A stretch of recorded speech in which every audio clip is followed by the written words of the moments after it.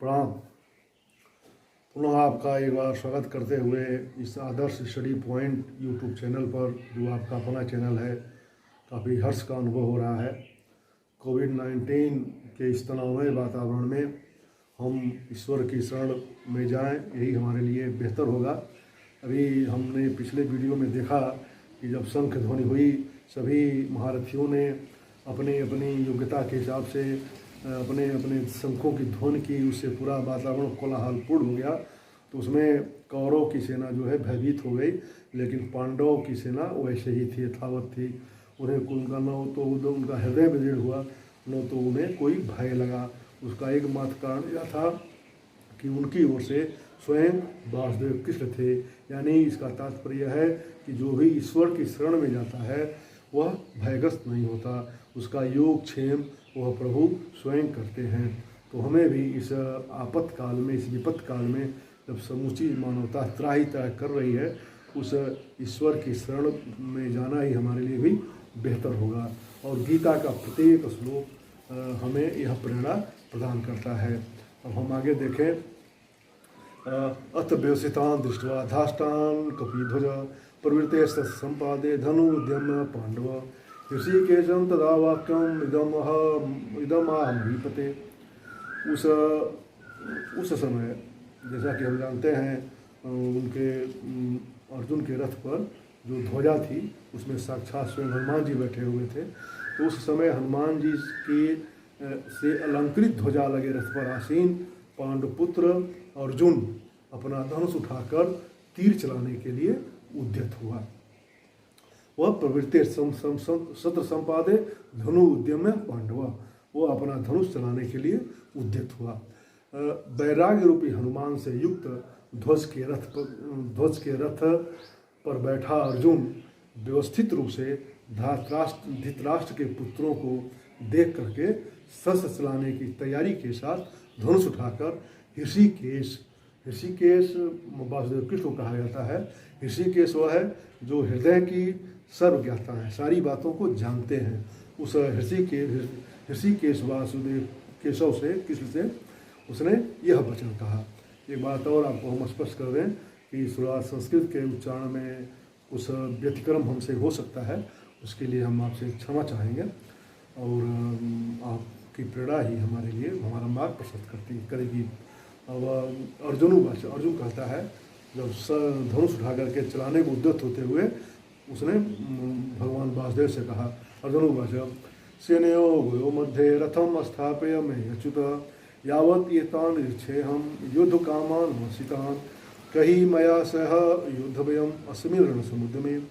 अर्जुन ने कहा कि हे अच्युत कहते हैं जो कभी अपने धर्म से, अपने कर्तव्य मार्ग से च्युत न हुआ हो, उसे ही हम अच्युत कहते हैं। महाभारत में हम देखें, समय समय पर सभी लोग अपने कर्तव्य पद से च्युत हो गए थे। जैसे जब द्रौपदी का चिन्हन हो रहा था, सभी लोग वहाँ बड़े लोग बैठे हुए थे, लेकिन किसी ने उसे रोकने की कोशिश नहीं की। सत्यवादी होते हुए भी युधिष्ठिर जुआ खोलने बैठ गए, और ये जानते हुए भी कि यह गलत काम है, उन्होंने अपने भाइयों को, अपनी पत्नी को दांव पर लगा दिया। यानी समय समय पर सभी लोग अपने धर्म से च्युत हुए, लेकिन एक वासुदेव कृष्ण ही ऐसे हैं जो कभी भी किसी भी अपने पूरे जीवन काल में वो धर्म से कभी च्युत नहीं हुए हैं।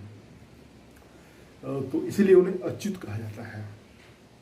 तो अर्जुन कहता है कि हे अच्युत, कृपा करके मेरा रथ दोनों सेनाओं के मध्य में ले चलिए, जिससे मैं वहाँ उपस्थित युद्ध की इच्छा से जो लोग उपस्थित हैं उन्हें देख सकूं, और मैं यह जान सकूं कि शास्त्रों की इस महान परीक्षा में हमें किससे संघर्ष करना है, किससे युद्ध करना है।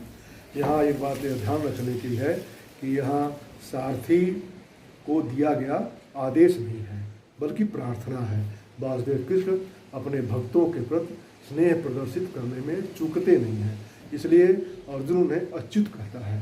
जबकि उन्होंने अपने भक्त अर्जुन का सारथी बनना स्वेच्छा से स्वीकार किया था, कि कारण कि जो हृदय का अनुराग है वही अर्जुन है, और अपने इष्ट के प्रति सत्यनिष्ठ अनुराग होना ही अर्जुन होना है। तो सारथी होते हुए भी उसकी परम में स्थित अक्षुणी बनी हुई थी। वासुदेव कृष्ण की भले वे सारथी थे, लेकिन जो उनकी परम स्थिति थी वह सुरक्षित थी। वे प्रत्येक परिस्थिति में ऋषिकेश हैं, इंद्रियों के स्वामी हैं। भगवान तथा भक्त का संबंध काफ़ी मधुर एवं दिव्य होता है, जिसमें स्वयं ईश्वर अपने अनुरागी भक्त की सेवा करने में आनंद का अनुभव करते हैं। यही हम अर्जुन के सारथी के रूप में हमें यह अनुभूत होती है, हम देखते हैं।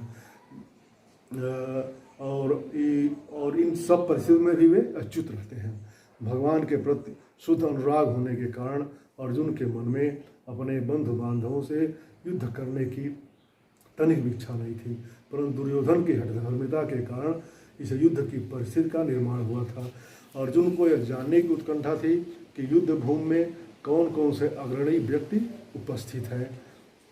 वह कहता है, योत्स्यमानान् वेक्षेऽहं य एते यत्र समागता धातराष्ट्रस्य दुर्बुद्धे युद्धे प्रिय चिकीर्षवः। यह स्पष्ट है कि दुर्योधन अपने पिता के साथ साजिश पूर्वक पावपूर्ण योजनाएं बना करके पांडवों का राज्य हड़पना चाहता था। इसलिए जिन लोगों ने भी दुर्योधन का पक्ष लिया वे भी उसी के समान धर्म होने के कारण वे भी दुराचारी ही माने जाएंगे। अर्जुन युद्ध प्रारंभ होने से पूर्व यह जानना चाहता था कि युद्ध की इच्छा से कौन कौन लोग आए हुए हैं। जबकि उसके सारथी वासुदेव कृष्ण स्वयं थे, उसे अपनी विजय का पूर्ण विश्वास था, फिर भी वह सामने उपस्थित शत्रु की शक्ति का अनुमान लगाना चाहता था।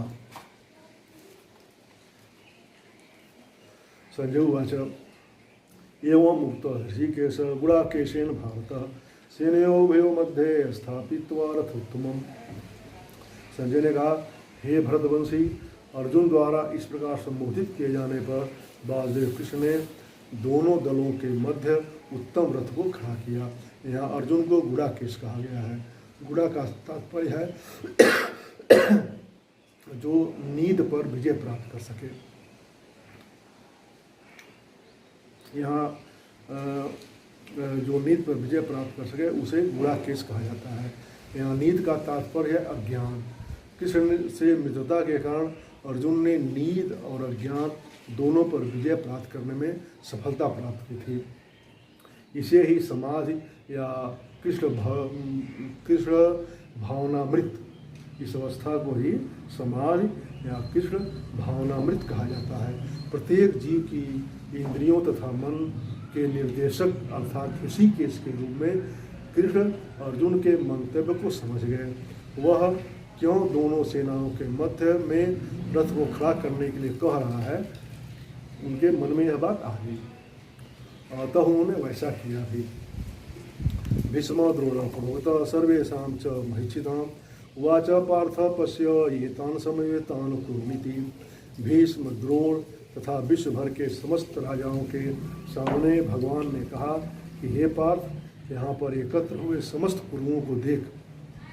वासुदेव कृष्ण ऋषिकेश कहे जाते हैं, अर्थात वे हृदय की बात जान जाते हैं। वे समझ रहे थे कि अर्जुन के मन में क्या चल रहा है, इसका अनुमान उन्हें लग गया था, इसलिए वे उसे पार्थ कहकर संबोधित करते हैं। उसका कारण यह था, पार्थ अर्थात पृथा का पुत्र, अर्थात कुंती का पुत्र, अर्थात उसके पिता, उनके पिता मतलब कृष्ण के पिता वासुदेव की बहन का पुत्र, उनकी बुआ का पुत्र। वे स्पष्ट करना चाहते हैं कि इसी संबंध के कारण उन्होंने उसका सारथी होना स्वीकार किया है। इस प्रकार परिहास में ही सही वासुदेव ने अपने मित्र की मनस्थिति की पूर्व सूचना उसे दे दी है। हे अर्जुन, इन अपने बंधुओं को देख। इसी के साथ हमारा आज का यह भाग समाप्त होता है। पुनः अगले भाग में हम मिलेंगे। बहुत बहुत धन्यवाद आपको। प्रणाम।